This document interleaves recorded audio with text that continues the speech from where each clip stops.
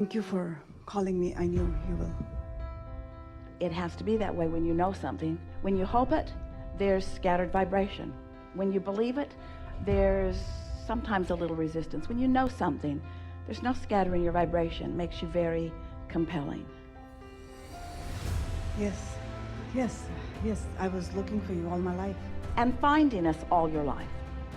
In other words, coming in different ways, but always coming. Yeah, I was raised Muslim, and 2.5 years ago I had a conversation with you. I said, I need to meet you. And cut a long story short, when I heard Esther maybe a few months ago, I knew it was you, and I met you May 9th in Philadelphia, and then very strange events 2 days ago. I had a very important meeting in Indiana. Last minute got canceled. Yeah. I was going to go to Chattanooga, and I heard you saying, come to San Francisco, and here I am. It's very strange. It's actually normal. The sequence of events that feel like circumstance sometimes feels like chance or happenstance, feels like coincidence. Coincidence in the way we mean it is incidences that are coinciding. Law of attraction provides those. But so many convergences. And once you get in this stream where, as you say, you know it, then life is so delicious as you watch the details of this non-physical assistance coming into place. No. We want to tell you just a brief story about that, and we will hear you fully. In Esther's new house, there are some shelves, and she is putting some book collections that she has gathered for a while. And many years ago, Jerry and Esther met a woman in Tucson who had a collection of Mark Twain books. He had written far more than Huckleberry Finn and Tom Sawyer. And his books are compelling. Jerry and Esther, as they read them, could feel the Abrahamic harmony of what he was writing about. And so they were allowed, these books were very valuable and signed by Mark Twain. And so every week they brought another one home. And then the next week they would drive across town and exchange it for another one. And they made their way in 1982 and 3 and 4 and 5 through this collection of books. And Esther always said, one day I will own a collection like that. And so the other morning she woke up, and in her mind was Mark Twain. Just in her mind, first thing when she woke up. So she went to the internet, made a few keystrokes, and found the full collection on eBay.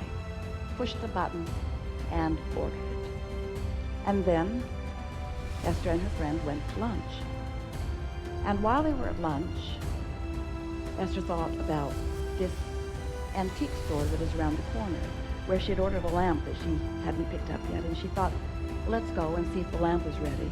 And she walked in, and in this collection of books that Jerry and Esther had read, the one that stood out the most was Recollections of Joan of Arc.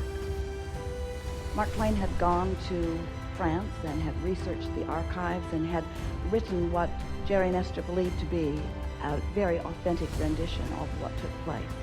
And it had been the most moving, touching thing that they'd ever read, with Joan of Arc doing the same thing that Esther is doing. The vibrational frequency felt exactly the same. It felt so family familiar. And so now Esther is in this antique store that's several floors and several rooms, and she walked in and in and in and in and stopped in front of a statue, a bronze, of Joan of Arc. And she thought, oh, must have this. And she put it in the hands of the shop owner who was following her around, and she said, I'll take that. And he said, do you want to look around? And Esther said, no, I came for that. Well, she didn't know she'd come for that, but when she saw it, she knew she'd come for that. The night before, the gardener was looking up at the house that's being painted, and a new piece of iron has been painted on the top, and he said, that looks like a, Esther thought he said the word bull.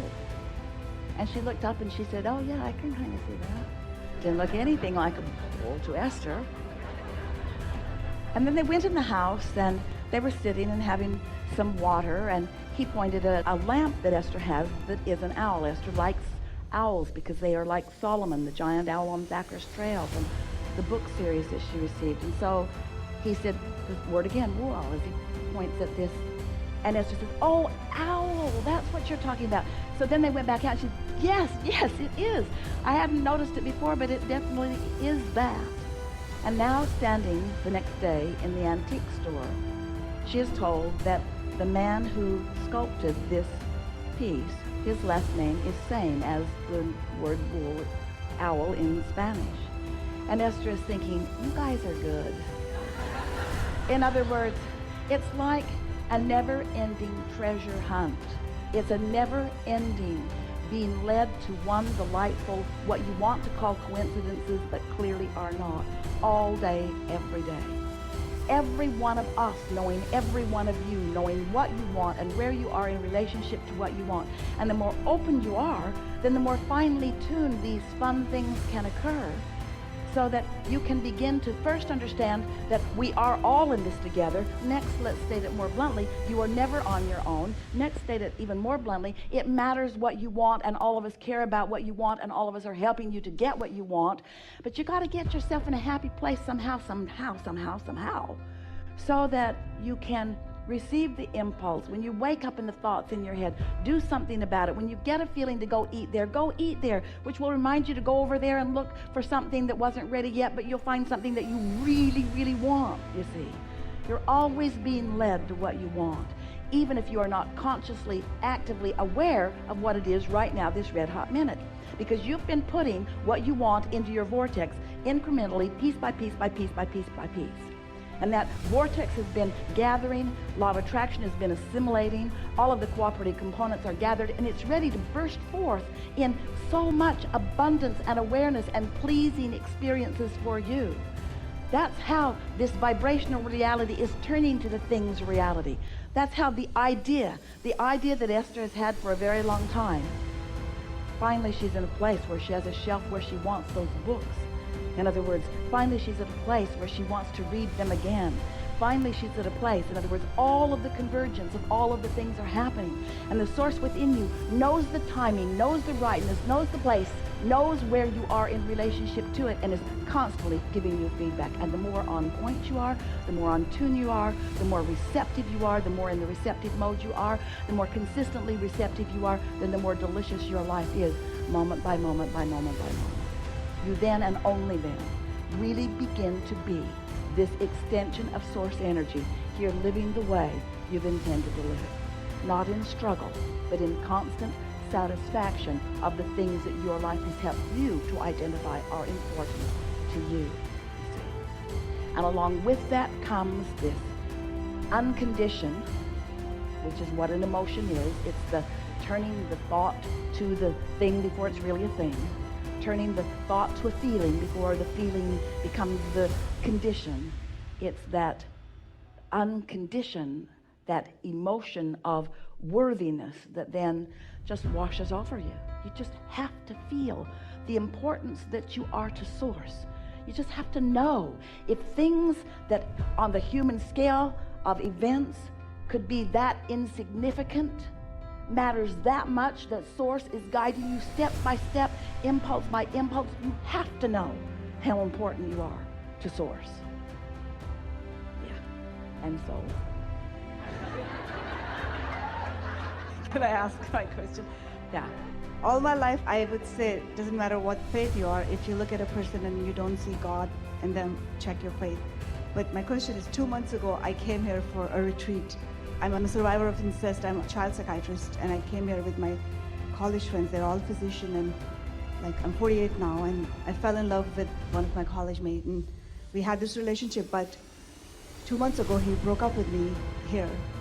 We were here for 2 days, and so that's what happened, and back and forth in last 2 days or last week, what happened, the way events happened. I'm very busy, and there was no chance that I could come here. So this 2 days cocoon where nobody except for a friend of mine knows that I'm here, because My phone would never stop. People would be looking where I went. I'm driving my car and I'm saying I'm going to Tennessee. A truck in front of me says Tennessee, and I started paying attention. And I'm thinking it's happening, but your voice, I'm always listening. You started saying something which only me and my daughter would talk. And then you said, don't go there and your lover will come to you. A truck came by side, it says Chattanooga, Tennessee, and it goes, and the number plate says doctor is out. I'm just going crazy. I go home and I say, okay, I'm not going there, I guess. And then I'm driving to my work next day, and everything started saying Saturday 25th, Saturday 25th. I said, okay, I'll only go there if I clearly see somewhere San Francisco Bay Area. And my phone rings and it says San Francisco Bay Area. And a travel agent says, are you looking for business class tickets to travel to? So, I mean, no, travel agents don't usually call these days. So, Sometimes you're denser than others. Sometimes you get it on the first hint. Sometimes you get it on the second hint. Some people never get it at all. well, I'm already sold because I know you. So I called my assistant. I said, okay, buy me that seminar and book the hotel. And I didn't know where the seminar was.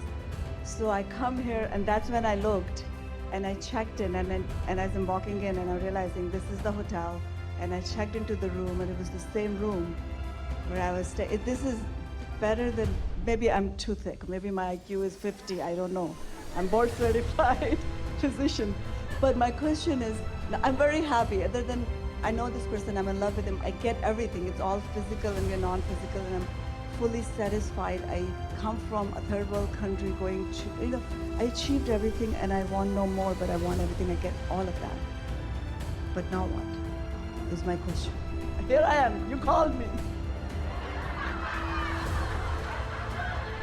On the phone. That actually is not true. We answered you. You called us. True, I did, 2.5 years. In other words, it's in your vortex. It's your vortex that's being satisfied, not ours. True. There's so much more to it. I woke up and there's a humming, like, this is crazy stuff. This is science fiction. I don't know what it is. This is universal response to powerful desire.